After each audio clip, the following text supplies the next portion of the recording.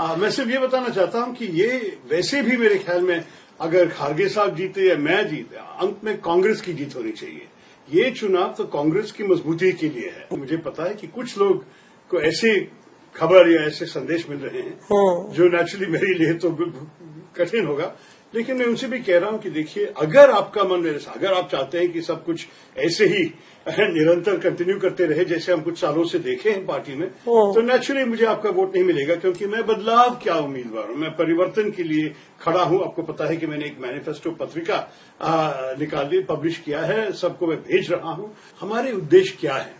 आपको पता है कि 2014 में हमें 19% वोट मिला, 2019 में भी 19% वोट मिला, तो 2024 में हमें नए वोट चाहिए। जो हमें पिछले 2 बार हमें वोट नहीं किए, उनको वापस ले आना पड़ेगा। और ये कैसे करेंगे? मेरे ख्याल में हमको दिखाना पड़ेगा कि कांग्रेस भी बदले, कि हम दिखाना चाहेंगे कि नई कांग्रेस उनके समर्थन मांग रहे हैं।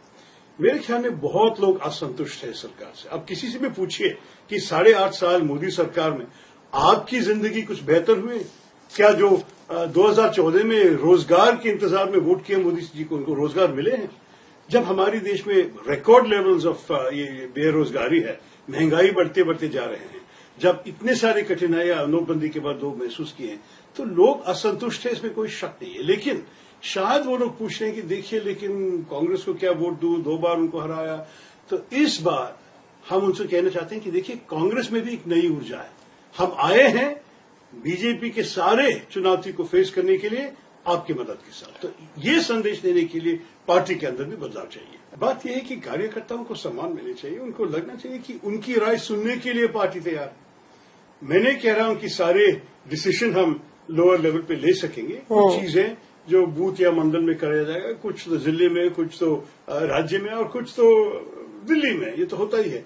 लेकिन आजकल हमारी पार्टी का ये इंप्रेशन है कि सारे चीजें तय किया जाता है यहीं सिर्फ दिल्ली में, और लोगों को पता भी नहीं है कि किससे बात करके क्या हुआ, किस किस्म की चर्चा होगी। तो मेरे ख्याल में ये पार्टी तो बहुत अच्छी तरह चला है कई सालों से।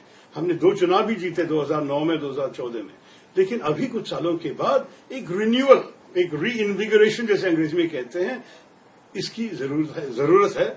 और मैं चाहता हूं कि ये सब बदल के, देखिए, हमारे कार्यकर्ताओं को सम्मान दे दे, उनको एक्सेस दे दे, लोगों को संपर्क करने के लिए नेतृत्व से, कि चीजें तय करने के पहले जरा डिस्कशन हो जाए। हमारे पार्टी में कई जो स्थापनाएं हैं जो इस्तेमाल नहीं कर रहे कुछ सालों से। कांग्रेस वर्किंग कमेटी में चुनाव नहीं हुआ बहुत साल से, पार्लियामेंट्री बोर्ड तो है ही नहीं 20 साल से।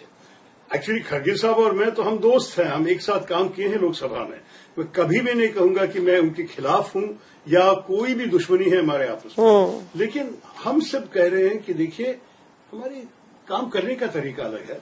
खड़गे साहब तो बहुत सीनियर नेता है, मैं बहुत इज्जत देता हूं उनको, लेकिन मैं तो जो काम किया हूं और मेरी तरीका अलग होगा। और मैं जो ये मैनिफेस्टो पत्रिका में किए, मैंने कहा कि इलेक्शन के अगले दिन अगर मैं जीता तो मैं इसी मैनिफेस्टो के ऊपर ही सारे एक्शन ले लेंगे, और कांग्रेस वर्किंग कमेटी का चुनाव मैं मांगूंगा। और हमारी पार्टी को जरा से जैसे मैंने कहा, एक नई ऊर्जा भी लेके आना चाहिए, क्योंकि सब लोग को लगना चाहिए कि देखिए, परिवर्तन हो रहा है, बदलाव हो रहा है। हम इस पार्टी के साथ 2024 में लड़ने के लिए तैयार। इस चुनाव के बाद खड़गे साहब और मैं तो एक साथ ही काम करेंगे पार्लियामेंट में, और अगर खड़गे साहब जीता तो मेरी कोई प्रतीक्षा नहीं है कि मेरा हाल बहुत बुरा हो जाएगा पार्टी में।